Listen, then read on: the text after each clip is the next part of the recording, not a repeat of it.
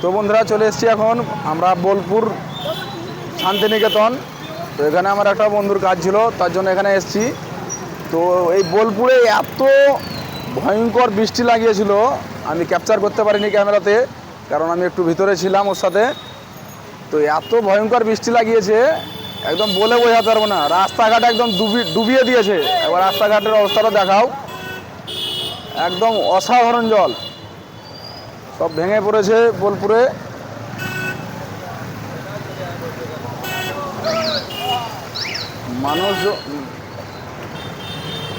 মানুষজনের খুব কষ্ট এখন, কারণ সামনে পুজো, তার জন্য কেনাকাটা করার জন্য মার্কেটে বেরিয়েছিল।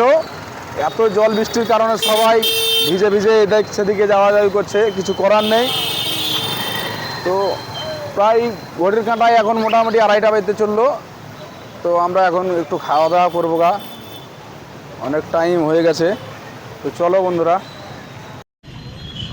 তো চেপে গেছি বন্ধুরা আমরা গাড়িতে।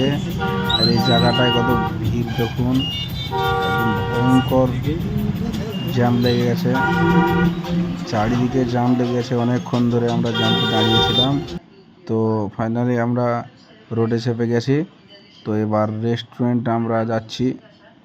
তো রেস্টুরেন্ট আমরা খোঁজ পেয়েছি, আমরা ফোনে লোকেশন দেখে দেখে যাচ্ছি।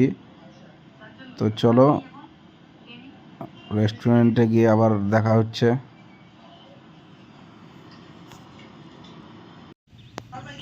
তো ফাইনালি আমরা রিসর্ট পৌঁছে গেছি। তো রেস্টুরেন্টে এসে আমরা একটু ঘোরাঘুরি করছি। এত সুন্দর রেস্টুরেন্টের লোকেশনটা, তো তোমাদের সবাইকে একটু শেয়ার করে দিলাম আমি। তো দেখলাম নিজেকে তো দেখলে হবে না, তোমাদেরকেও দেখাতে হবে। দেখো সুইমিং পুল আছে, একটা সামনে ভোলেনাথের স্ট্যাচু আছে, ফুলের গাছগুলো দেখো কত সুন্দর লাগছে। তো চলো এবার এগিয়ে যাই।